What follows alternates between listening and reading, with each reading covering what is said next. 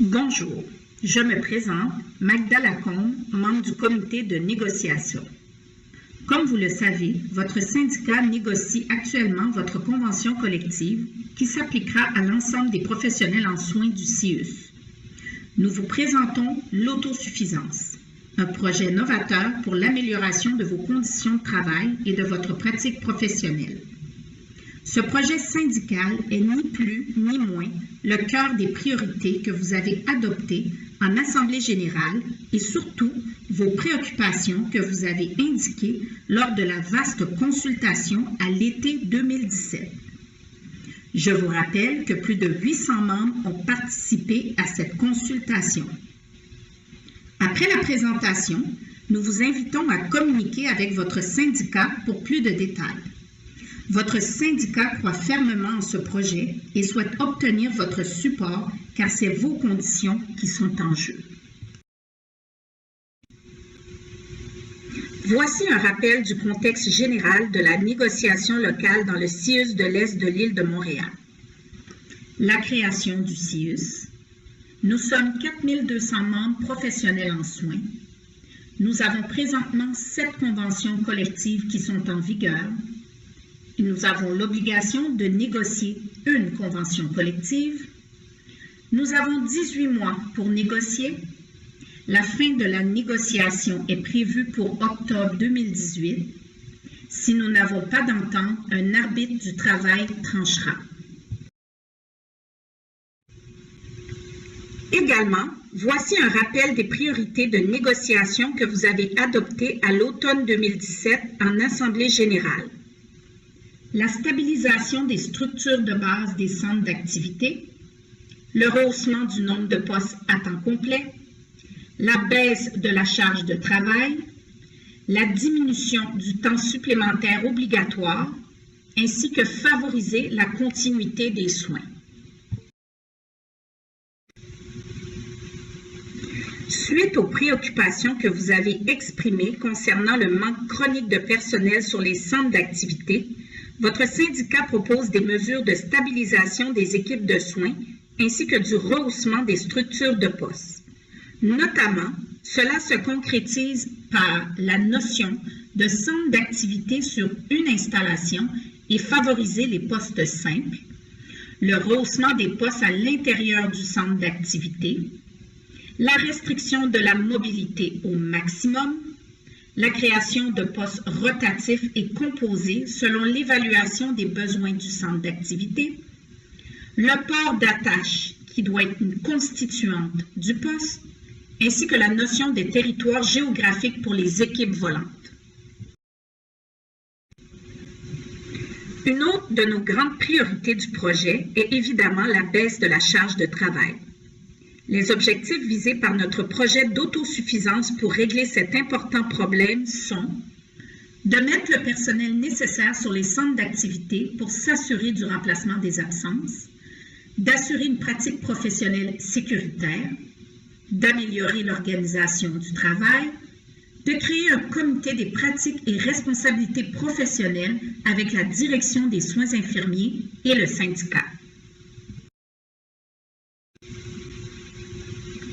Les objectifs du projet d'autosuffisance sont de créer un cadre de rehaussement des structures de postes afin de limiter la mobilité et de stabiliser les équipes de soins, de réduire la précarité d'emploi, de réduire le recours à la liste de rappel pour la gestion des centres d'activité, d'éliminer le temps supplémentaire obligatoire, de faciliter l'obtention des congés prévus à la demande des membres, ainsi que d'assurer la continuité des soins.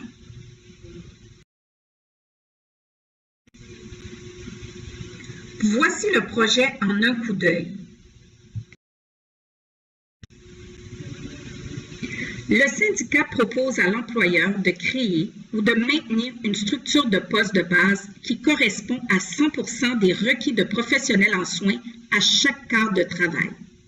De plus, ces postes doivent être strictement des postes simples, c'est-à-dire des postes sur des quarts stables. Compte tenu que cette structure de base n'est pas suffisante pour combler les absences et les besoins de remplacement, Notre projet prévoit la création d'une structure additionnelle. Structure de poste que l'on nomme autosuffisant. Cela permet de combler les besoins de personnel et ce, au sein même du centre d'activité. Cette structure autosuffisante sera notamment composée de postes simples, mais également de postes de rehaussement, de postes rotatifs ou de postes composés. Cela permet une certaine flexibilité à l'employeur pour faire une planification des horaires de travail et d'une répartition du personnel en tenant compte des besoins du centre d'activité. Pour compléter les besoins des centres d'activité, la notion d'équipe volante reste un élément important, ainsi que les listes de disponibilité pour s'assurer d'avoir du personnel disponible pour éviter les temps supplémentaires obligatoires et l'épuisement des équipes de soins. Voici les textes de convention collective déposés à l'employeur pour concrétiser notre projet. La structure de base. La structure de base correspond à 100% du personnel requis en fonction de la nature des besoins des soins à dispenser à un groupe d'usagers d'un centre d'activité sur une période de 28 jours. La structure de base est composée uniquement de postes simples, c'est-à-dire sur des quarts stables, jour, soir ou nuit, et ne peut comporter de postes atypiques. La structure d'autosuffisance. L'autosuffisance consiste à créer des postes simples et ou postes atypiques, en surplus de la structure de base qui permet au centre d'activité de combler les besoins de remplacement et ainsi en assurer la continuité des soins et services. Pour mieux illustrer la composition d'un centre d'activité, voici quelques exemples de postes. Le poste simple, c'est-à-dire sur un centre d'activité et il n'y a aucune mobilité. Le poste composé, c'est-à-dire sur 2 centres d'activité, qui permet une mobilité déterminée à l'horaire. Le poste rotatif, c'est-à-dire sur un centre d'activité, qui permet une mobilité entre 2 quarts de travail qui est déterminée à l'horaire. Le poste de rehaussement de structure, c'est-à-dire sur un centre d'activité, ce qui permet à une temps partiel de devenir à temps complet avec des journées de poste dans la structure d'autosuffisance. Le but étant la création d'heures postes dans le centre d'activité afin d'assurer une autosuffisance entre 120 et 140% de structure de poste des équipes de travail et de permettre une mobilité encadrée en cas de surplus de personnel. Il est à noter que la mobilité est interdite pour les heures postes dans la structure de base. Comme mentionné précédemment, l'équipe volante demeure pertinente dans notre projet. Nous avons un souci de stabiliser les détentrices de postes d'équipe volante en évitant d'autoriser à l'employeur de créer une équipe volante à la grandeur du CIUS. Cela entraînerait bien sûr des déplacements très importants et des conditions totalement inacceptables. Nous souhaitons donc que les équipes volantes soient constituées pour faire des remplacements court terme ainsi que pour les besoins imprévus de personnel lorsque les détentrices de postes de la structure de base et d'autosuffisance ne peuvent combler les besoins. Nous voulons bien sûr baliser les postes d'équipe volante par mission et par territoire géographique pour assurer une stabilité aux détentrices de postes.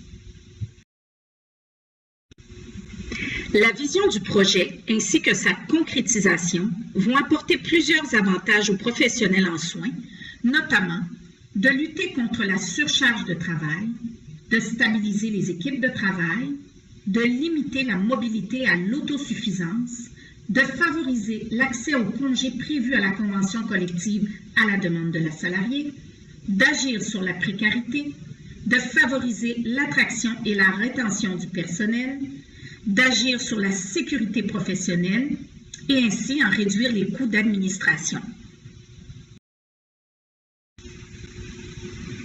Évidemment, votre syndicat ne pourra pas obtenir ses gains seul à la table de négociation. Compte tenu des demandes patronales, nous avons besoin de vous. Vous devez absolument supporter votre comité de négociation. Vous devez en parler entre vous. Vous devez en parler à vos supérieurs. Dites-leur que vous avez besoin de changement, car le statu quo des problématiques a assez duré. Nous voulons, vous voulez du changement. Nous voulons des solutions, nous les avons. Nous voulons l'autosuffisance, nous avons notre quota.